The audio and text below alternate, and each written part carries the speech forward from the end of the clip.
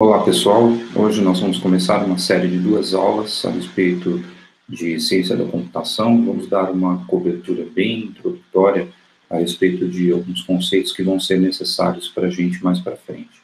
Mas essa aula em específico, nós vamos dar uma introdução a essa ciência da computação, falando a respeito de máquinas de Turing, revisando um pouco sobre máquinas de estado finito, e o que significa uma máquina de Turing, e o conceito de computabilidade. Então, muito importante para a gente, para entender o conceito de computabilidade, para entendermos o que realmente um computador faz.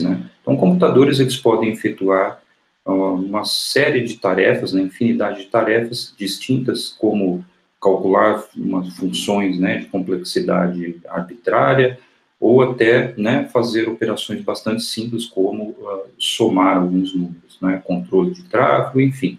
Tudo isso que a gente tem feito, tem aprendido a fazer no nosso mundo cotidiano, e como você pode, na verdade, introduzir uma teoria que descreve todos esses processos, independentemente do tipo de computador que você usa. Muito interessante isso. Então, de fato, todas as variedades de computadores que você pode imaginar, elas podem ser simplificadas em dispositivos que efetuam uma determinada tarefa, dado algum comando ou input inicial. A maneira como os computadores atuam de forma geral, computadores universais, nós devemos falar sobre isso, nós vamos falar sobre um outro tipo de computador um pouco mais para frente. Então, independente do computador que nós estamos falando, sempre podemos descrever o seu funcionamento através de uma sequência de procedimentos primitivos, independentemente até do tipo de sistema. O que realmente vai importar para a gente, em termos de qualquer sequência de procedimento primitivo, é que ele pode ser efetuado por um conjunto finito de elementos básicos universais. Então, a gente está entrando exatamente nessa conversa do que é universalidade. Então, universalidade é um conjunto, ela diz a respeito do quê? Um conjunto de tarefas complexas que podem ser efetuadas utilizando um conjunto suficiente de procedimentos básicos, ele vai ser independente da estrutura física detalhada, para esse elemento, que a gente está considerando para essa computação, tá? Então, o importante é que um computador realizar uma tarefa, é necessário uma descrição precisa e detalhada, portanto, de como realizar essa tarefa em termos desses procedimentos básicos simples. Então, temos isso, na verdade, é conhecido aí como um algoritmo, ou seja, uma sequência de procedimentos primitivos que permitem para a gente descrever de forma independente do sistema de computação que a gente está utilizando, o que você deve, quais são os passos que você deve realizar para executar aquela computação, tá? Ou executar uma tarefa. Tá? E nós precisamos, além da parte relacionada ao que nós chamamos de software, da ideia por trás de desenvolvimento, uma máquina para efetuar essas tarefas numa ordem específica. Tá? Então, nós precisamos do hardware também para isso, tá bem? Bom, antes da gente iniciar realmente a discussão sobre algoritmos, a gente tem, na verdade, apresentar uma questão mais simples, que vai ser importante para nós discutirmos, A pergunta é, o que é possível ser computado, e o que não é possível, tá? Então, o que é computável e o que não é possível. Então, existem, de forma geral, duas maneiras de nós investigarmos esse problema, e elas são totalmente compatíveis, uma com as outras. Nós vamos ver como elas são compatíveis. A que nós vamos ver hoje é uma maneira de mostrar isso de um ponto de vista um pouco mais conceitual, mas que ele pôs toda a base da teoria de computação como nós conhecemos ela hoje, que é o modelo de máquina de Turing. Tá? De fato, vamos falar então de procedimentos efetivos.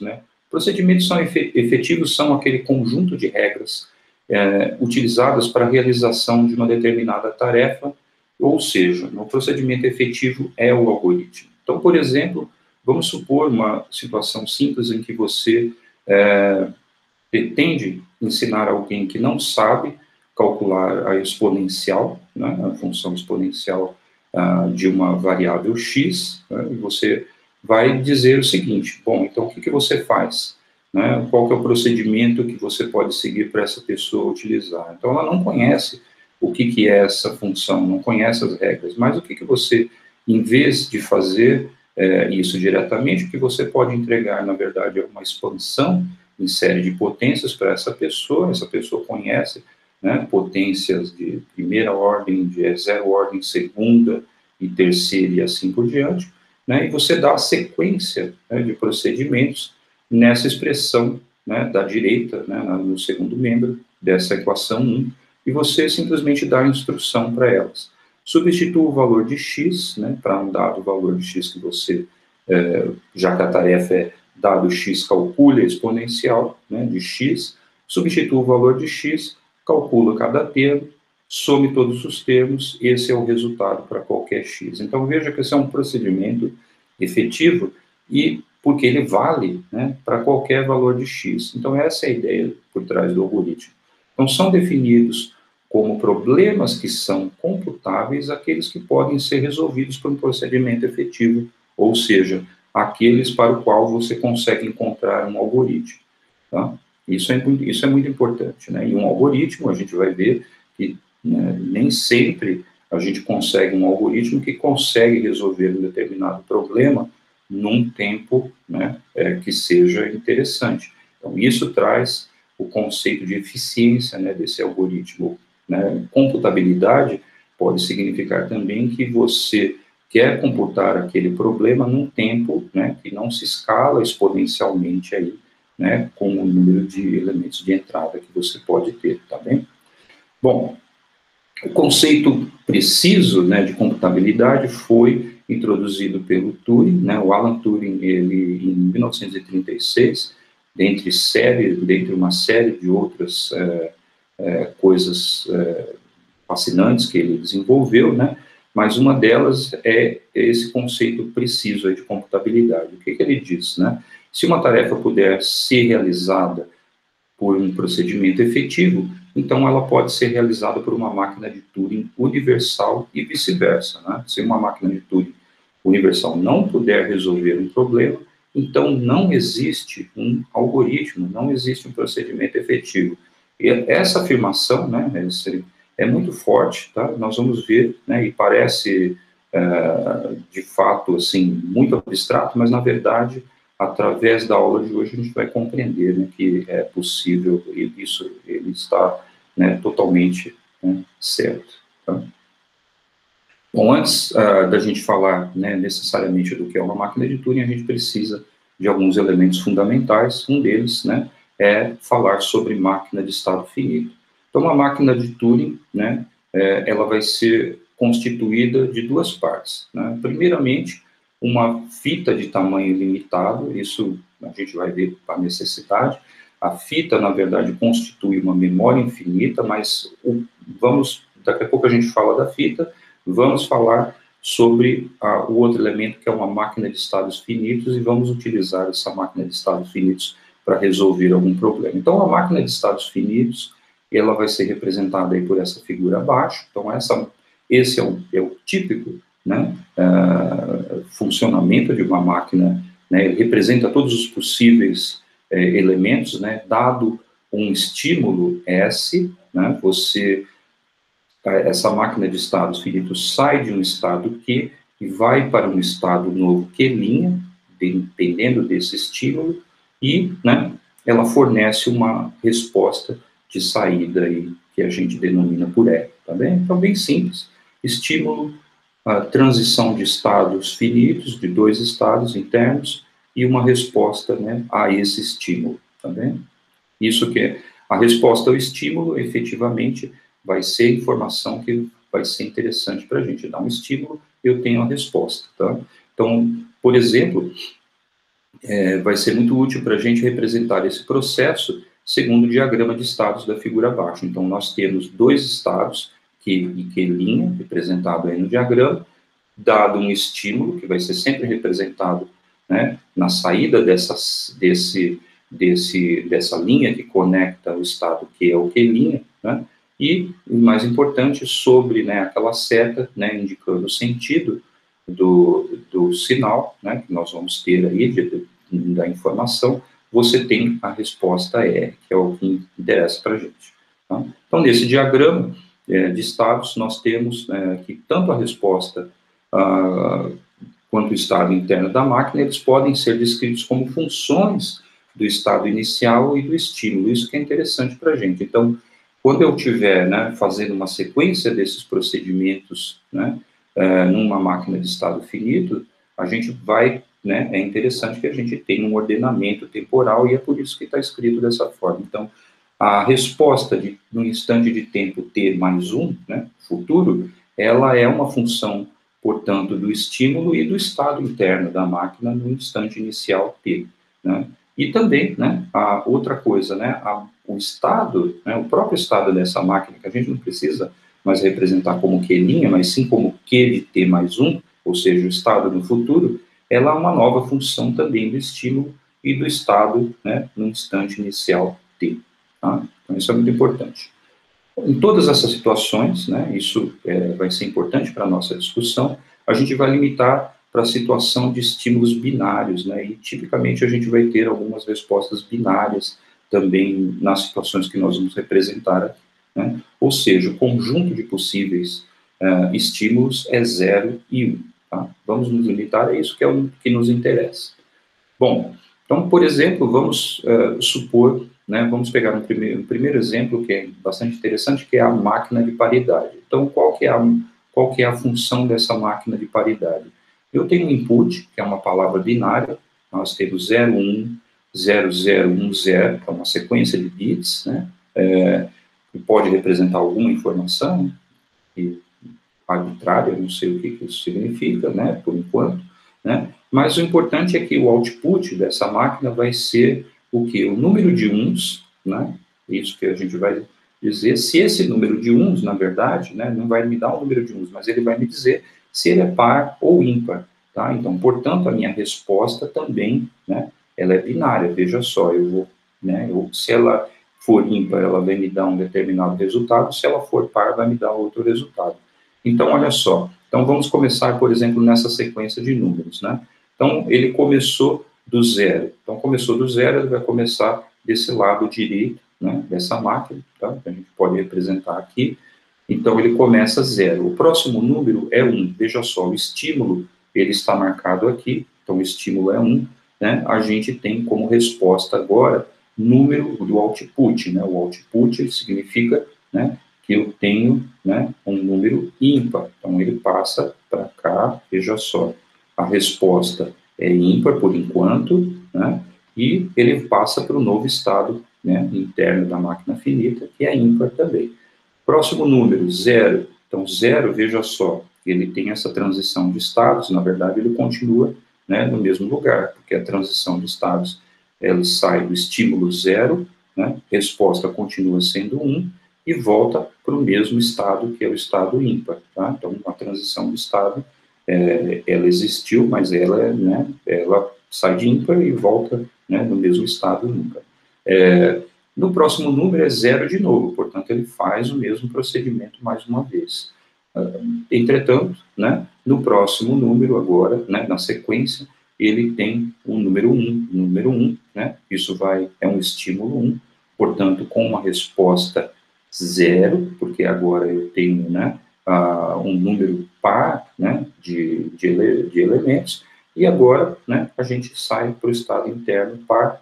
Na sequência, eu tenho o último número aqui da sequência, que é o 0, tá? Se a gente começou do lado esquerdo, tá? Isso que é importante, né?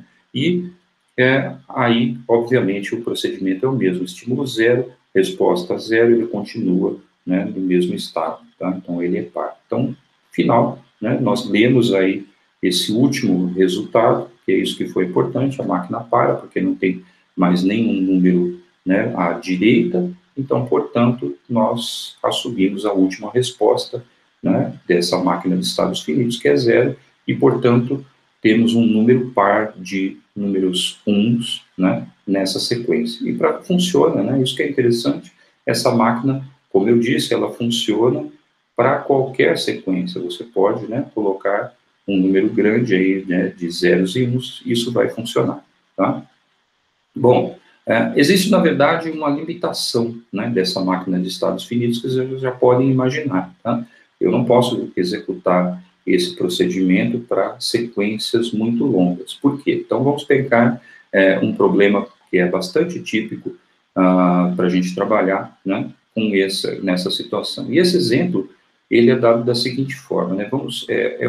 Por exemplo, o exemplo de checagem de número de parênteses, tá? Então, vamos imaginar que eu tenho uma sequência de parênteses que abrem e fecham, né, arbitrariamente aí, e o que nós temos que checar nesse problema é se essa sequência ela é balanceada ou não. Balanceada significa que o número de parênteses que abrem, né, é igual ao número que fecha. Isso é muito importante, por exemplo, quando você está escrevendo equações, né? Tipicamente a gente comete algum erro na hora de escrever e você tem que checar os parênteses porque senão, né, tá tudo errado na sua computação, tá bem?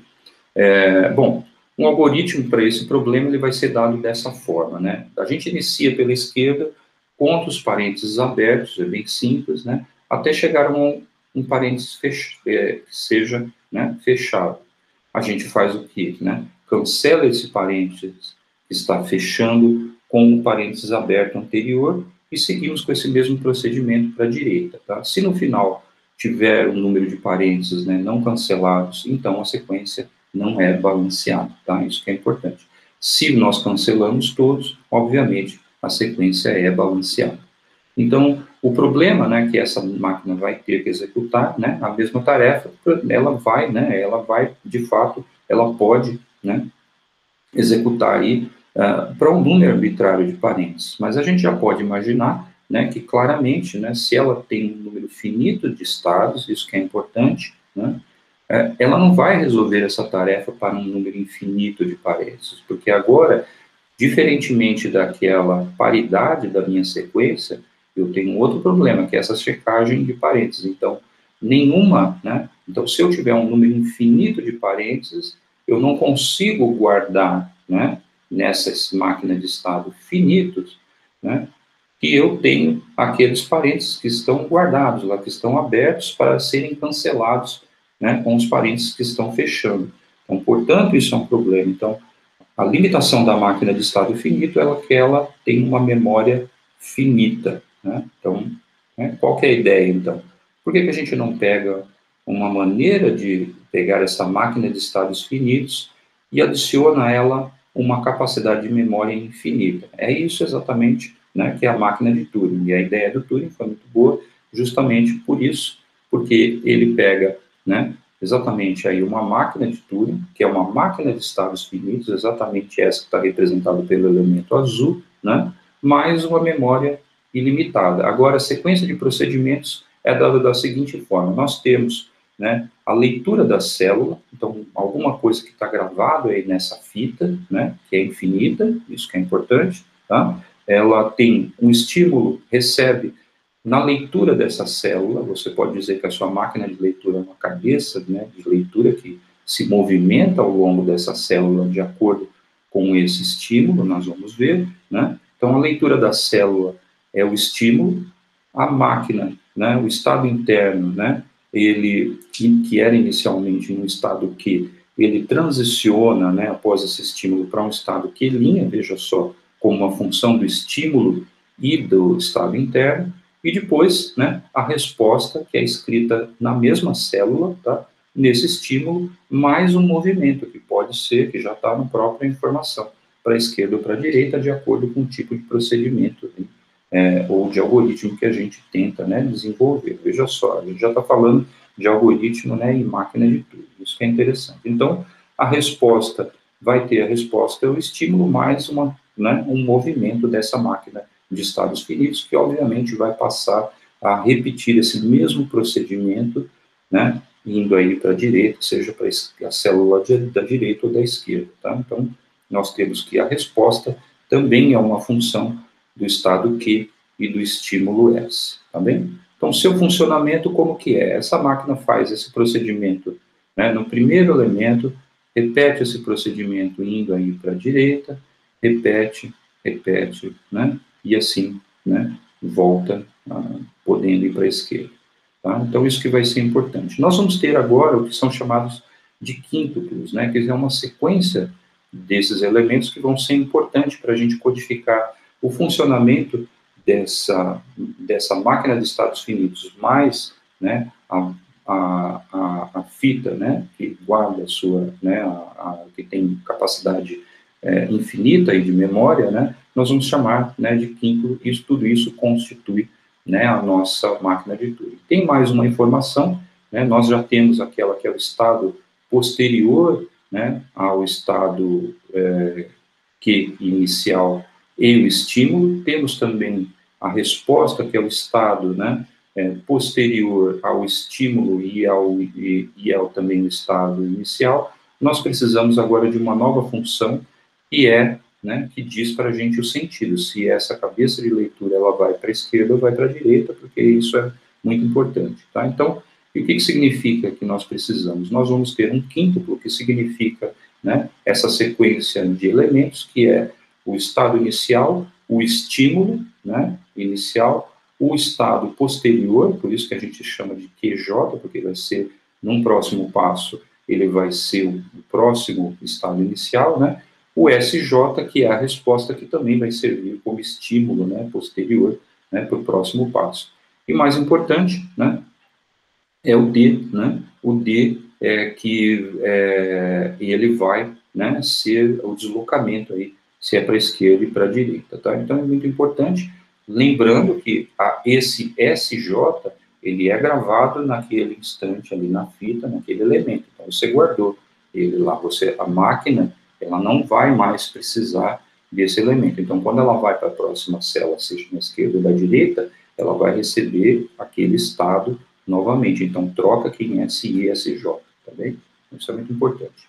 Então, por exemplo, na checagem de paridade, né, que a gente tinha inicialmente, ela é totalmente equivalente aí à nossa máquina de estado finito que a gente já tinha, né? Então, portanto, ela é relativamente, né, fácil de funcionar. Se a gente tiver o estado que eu chamo de Q0 par e o estado Q1, né, do estado ímpar, nós podemos checar para essa sequência, por exemplo, aí, 0, 1, 0, 1, 1, 0, tá bem? Então, o que nós vamos ter? Nós temos uma sequência de eventos dessa máquina de Turing, que pode ser detalhada aí como essa sequência de quíntuplos, tá? Se você checar, né, eu estou indo aí, né, da esquerda para a direita, novamente, então eu tenho a primeira, eu tenho o estado Q0, né, que a paridade é par, e tenho o estímulo 0, continuo no mesmo estado 0, né, a minha resposta é 0, e eu me desloco para a direita. Né? Sempre a minha informação, né, é deslocamento aí para a direita, nesse caso específico.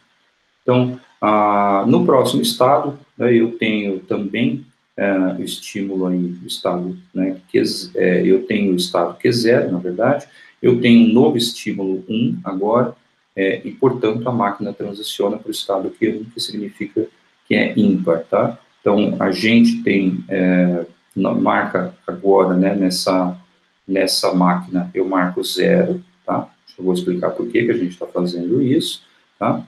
E né, na verdade, não vou explicar depois, vou explicar agora, a gente, na verdade, está zerando a memória dessa máquina. Eu não preciso, né, justamente porque ela foi resolvida por uma máquina de estado finito, eu não preciso guardar essa informação mais. Então, no meu processamento dessa máquina de estado finito, eu já estou apagando, né, a memória, tá, para usar para uma outra coisa. Então, isso que é interessante. Então, eu posso usar, de novo, essa máquina de Turing para um outro processamento, por exemplo, aquele de checagem de parênteses, tá, que é interessante. Então, vamos lá. Então, agora ela se move para a direita, como eu falei, essa é a próxima instrução. E aí ela vai repetir, né, isso sempre. Veja que ela está sempre zerando, né, mas a gente tem, né, a alternância entre Q0 e Q1 de acordo com o estímulo que é recebido nessa sequência de bits. A única diferente vai ser o último passo, que é o passo 7, em que a gente vai receber aí um estímulo, ela está no estado 1, né, portanto, que significa que eu tenho um número ímpar de uns, né, mas agora, olha só que interessante, né, o último passo, se você observar, seria o quê? Né? Para a direita, né? Mas para a direita eu não tenho nada, né? Não tenho nenhuma, né? Porque eu já determinei que eu tenho simplesmente 6 elementos, não 7. Então não tenho nada, então a gente tem um outro, né, estado, que é o estado B, para a máquina de Turing, tá? E, portanto, a gente tem aí a resposta do estado final, que é o estado que ela terminou, né, que nesse caso, né, vai ser a situação, né, vai continuar sendo ímpar, né, e o que, que a gente faz agora nessa máquina? Agora a gente escreve naquela célula a última resposta, né, que foi obtida, né, por conta do último estado 1, né, e o que, que é importante para essa máquina de Turing, né, já que a gente tem uma máquina de estado finito com 2 possíveis estados, a gente adiciona uma instrução adicional, que é a instrução de pare, né, dessa máquina parar. Isso é muito importante, porque senão ela continua, né, e se eu tenho 0, 0, 0, 0, porque essa máquina está zerada nesses outros elementos, ela vai continuar infinitamente. Então, a gente precisa de mais uma instrução, que é um estado interno de pare. Então, essa máquina pare, porque ela sabe que terminou a tarefa dela de computação. Isso é um problema muito importante, né? E ela finalmente escreve o último resultado proveniente aqui do fato dela ter esse Q1. Então, novamente, ela faz esse procedimento porque o estado é um estado ímpar, né, o estado inicial. Eu tenho aqui o meu estímulo, né, que é um elemento ali que é a célula está em branco, isso que é importante, tá? Embutido, por exemplo, no número de elementos que eu tenho, de fato, que codificam a informação a ser processada, e aí, né, no fim, o que, que ela faz, né? Ela não se move mais, né? É 0. Então, parou a tarefa. Tá? Então, já foi tudo executado e a resposta foi impressa aí na minha fita, né? Naquela célula. Tá? Então, funcionou, né, para esse caso. Mas isso não é muito surpreendente, né? Porque, na verdade, a gente já tinha visto, né, que ela funcionaria também por caso, né, de máquina de estado finito, tá? Então, aqui só para vocês verem como que isso funciona. Está lá a nossa palavra escrita, né, na máquina, tá bem? Na fita, perdão, nas células da fita. Veja que à direita eu tenho tudo B, porque está em branco, né, não tem nada escrito, tá? Então, isso que é importante. Obviamente, ele vai interpretar se está em branco ou não, dependendo do tamanho da nossa palavra. Então, isso é uma instrução que está armazenada ali na sua fita de alguma forma. Então, veja só, ele vai fazer aquele procedimento, aquela sequência de procedimentos que nós falamos, tá?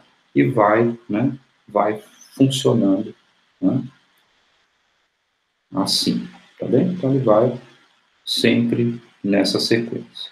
Finalmente parou, né, e tem a resposta que vai ser ali, né, escrita para a gente naquele próximo elemento, tá bem? Então, muito fácil, né, o procedimento, tá bem? Bom, vamos falar, né, agora como que funcionou, né, o diagrama de estados para essa máquina de paridade. Então, o funcionamento é exatamente o mesmo, né, deixo aí como uma tarefa para você tentar entender, né, como que funciona. Nós temos 2 estados possíveis, que é o par e o ímpar, né, que vão ser aqueles estados que, além disso, eu tenho uma instrução a respeito do deslocamento, que sempre vai ser para a direita. Tem as possíveis transições, né, de acordo com os estímulos, 0, 1 e branco, né, na leitura da célula, ou seja, nada está escrito, né, e, portanto, tem também, né, a instrução de parada, né, que é muito importante aqui para a gente, né, computação, e, né, esse é o funcionamento, né, mas como eu falei, não vou falar muito sobre isso, que eu quero que vocês, né, reflitam um pouco sobre isso, se é verdade aqui, né, o que eu estou falando, tá, e chequem, né, essa máquina aí, apropriadamente para o que a gente acabou, essa máquina não, esse diagrama, né, para o que a gente acabou de falar, tá. Então, exemplo 2, obviamente, vamos para a nossa sequência de parênteses, né? Vamos pegar um conjunto arbitrário de parênteses, né? Isso que é importante. Essa máquina ela não pode funcionar só para um número específico, para ser universal, ela tem que necessariamente resolver para um número arbitrário desses parênteses. Então, é importante que a gente vai ter uma sequência de parênteses, né, abrindo, e outra sequência de parênteses fechando em posições aleatórias aí, né, mas o mais importante é que temos aquele outro elemento que a gente vai identificar, né, isso que é importante. Eu tenho 100 parênteses, né, entre eles alguns que fecham, outros que abrem, mas depois desse elemento tem um tamanho que vai ser codificado. A minha fita, né, tá em branco, né, ela não tem nada, né, escrito, tá bem? Então isso é importante. A sequência de eventos ela vai ser essa daí, tá? Então, tenho, né, estado zero, tem um estímulo que é um parênteses aberto, né? E o que ele faz? O que essa máquina faz? Ela tem, né, continua nesse estado zero, tá? E continua, imprime esse mesmo parênteses zero, tá bem? Então, olha só, agora ela se move para a direita. Então, ela está checando isso da esquerda para a direita. Próximo passo, ela vai, né, para essa sequência, né, ler, mas novamente com o mesmo estímulo, né, armazenado ali, né, do estado interno, na verdade, que é zero, o mesmo estímulo, né, do parênteses abrindo, tá, que é o que encontra, e vai para o estado, né, que é zero, ou seja, continua no mesmo estado e escreve novamente o mesmo parênteses, tá bem? Agora, o que ela vai fazer? Se move para a direita novamente. As coisas vão mudar aqui, porque agora, né, nessa sequência que a gente está comparando aqui, eu tenho parênteses abrindo, fechando, tá? Então, nós vamos ver se está balanceado. Essa é a resposta, se é balanceado ou não. Então, agora, nesse próximo, a gente finalmente encontra, né, um parênteses fechando. Então, a instrução vai ter que mudar, né? Então, significa, né, que o nosso estado interno não continua mais em Q0, ele vai agora transicionar para Q1. Isso é importante, na máquina de estado finitos. E aí, o que ele vai escrever? Vai escrever um X, olha só, para eliminar aquele termo. E agora ele se move para a esquerda, né? Por que ele se move para a esquerda? Isso é interessante, porque ele está no estado Q1, ele vai encontrar aquele parênteses que estava abrindo, ele imprime Q0, transiciona para Q0, estado interno, porque ele vai zerar o procedimento, ele cancela aquele parênteses também. Então, ele cancelou um parênteses que estava fechando, com o próximo da esquerda que estava abrindo, né? A gente não consegue fazer isso com a máquina de estados finitos, porque agora a gente está usando essa fita, né, como memória. Então, a gente volta, né, para trás, né, e apaga essa fita. Então, ótimo. O que nós vamos encontrar, né? Bom, agora temos que continuar com essa sequência de parênteses. Então, a instrução é se deslocar para a direita aqui no quíntuplo. Ele vai para a próxima célula, com o estado Q0, que é o estado da máquina interna, né, do estado interno da máquina de estado finito. Ele encontrou X, né? Então, obviamente, porque ele tinha cancelado, então ele continua mantendo, né, o seu estado interno como zero, mantém ali, né, o número X, né, impresso na fita, e se desloca para a direita novamente. Finalmente, ali, naquela última, ele vai encontrar, ele está no estado Q0, vai encontrar mais um, né, parênteses abrindo, mantém, então, o estado Q0, e o que ele faz? Mantém, né, também impresso esse parênteses aberto, novamente se desloca para a direita. Mas aí, nessa célula, novamente ele encontra um parênteses fechando e ele repete esse procedimento, né, assim até, né, você conseguir cancelar ou não todos os parênteses, né. Nesse caso, por exemplo, né, isso vai ser interessante, porque quando ele continuar se movendo para a direita ou para a esquerda, ele vai checar, né, o último parênteses, veja só, né, que ele vai encontrar vai ser um parênteses que ele encontra ali, finalmente, né, vai transicionar para um estado Q3, porque significa, né, se você conseguiu cancelar, né, esse número de parênteses que você tinha. Ele vai imprimir, né, o mais importante, ele vai imprimir o resultado que a gente tem, se é par ou ímpar em termos de 0 e 1, né, ele vai dizer para a gente, vai transicionar para o estado QF, quando ele encontrar aquele elemento em branco, e vai parar. Né? Então, o funcionamento dessa máquina né? Se você quiser acompanhar, é esse aí, ó, tem todos os procedimentos, tudo que a gente acabou, né, de falar em termos de transição, né, do que ele encontrou escrito na fita e o que ele, né, finaliza, né, com o estado final, e, portanto, ele imprime, né, o resultado aí nessa máquina de paridade. Muito interessante, funcionou, né? O diagrama de estados, ele é um pouquinho mais complicado, porque a gente tem transições aí, né, de ter estados, né, tanto o fato de encontrar a posição em branco e ele ter que retornar para cancelar os parênteses que estão na esquerda, então ele sabe que ele chegou ao final, né?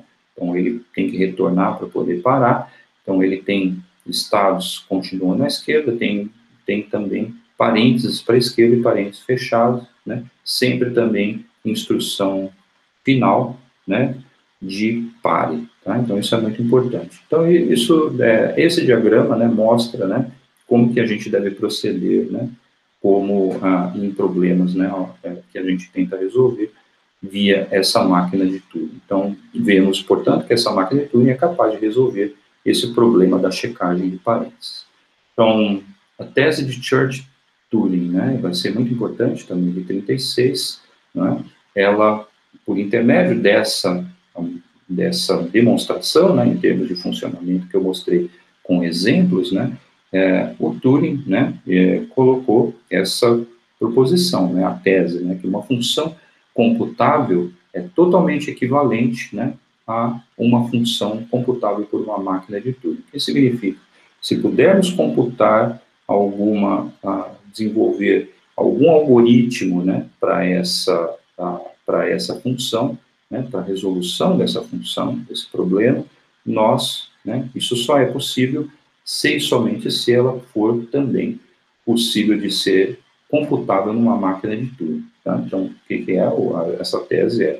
F de x é Turing computável, se podemos, ou computável para uma máquina de Turing, se podemos encontrar uma máquina de Turing TF, tal que se x for escrito na fita da máquina, em algum momento, ela eventualmente para com um f de x, né, impresso na fita, tá? De forma muito semelhante com o que a gente acabou de fazer para a checagem de parênteses. Então, dado uma entrada x dessa função, nós resolvemos de forma autônoma, né, isso que é importante, f de x. Então, o que nós queremos sempre, né, de chamar a atenção, que sempre utilizamos computadores para desenvolver tarefas de forma autônoma. Então, a classe de funções que é computável por uma máquina de Turing corresponde exatamente àquela, tá, que é computável, né, por algum tipo de algoritmo, tá bem? Bom, primeira observação que deve se fazer, qualquer, né, procedimento efetivo, né, que foi idealizado até hoje, veja só, né, isso que é importante, isso é de 36, ele é totalmente equivalente ao da máquina de Turing. Tá? Então, essa ideia simples de você ter, né, essa máquina de estados finitos e uma fita, veja só, você imaginava uma fita, né, como se você tivesse uma fita de papel ou uma fita magnética, né, que você consegue escrever, né, ela, né, ele é equivalente, né, a essa máquina de Turing, qualquer outra coisa que você pode, né, pensar. E isso é muito importante, muito forte, por aparentemente ser dessa forma simples, né, e ao mesmo tempo bastante abstrato, né, se você pensar aonde chegou essa ideia, né, ela é realmente bastante poderosa. E nenhuma prova contrária, né, a essa tese de Church-Turing, ela foi encontrada até hoje, tá?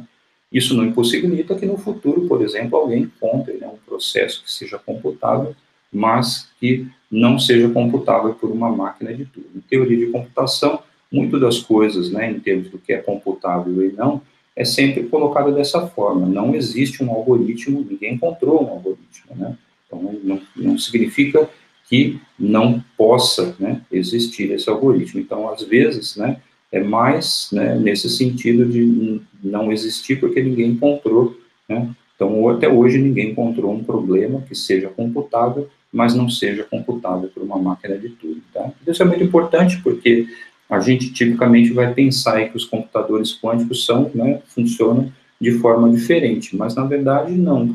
eles computam, né, a mesma classe de funções que são computáveis por uma máquina de Turing, tá? E ela também se aplica, né? A única diferença é a eficiência com que esses computadores funcionam, porque aí a gente agora trabalha com outros conceitos, né, que são importantes dentro de computadores quânticos que permitem, né, a gente ter, né, uma eficiência maior com relação a esses estados, tá? É a ideia de que você tenha, na verdade, né, o que vai dar o poder, né, de computação quântica, vocês vão ver que é o paralelismo, entre aspas, associado ao fato de a gente poder calcular, né, ter simultaneamente dois estados numa superposição de estados. Esse é o fundamental. Alguns algoritmos, né, eles requerem também que você estenda isso para mais bits, ou seja, que você tenha essa superposição também, né, na forma de emaranhamento, tá? Mas não são todos, tá? Então, mas nós vamos ver isso em aulas futuras. Bom, isso é só. Na próxima aula a gente fala de outra forma da gente mostrar sobre universalidade, sobre o que é computável, né, quando a gente for introduzir o modelo de circuitos. Então, até a próxima aula. Tchau.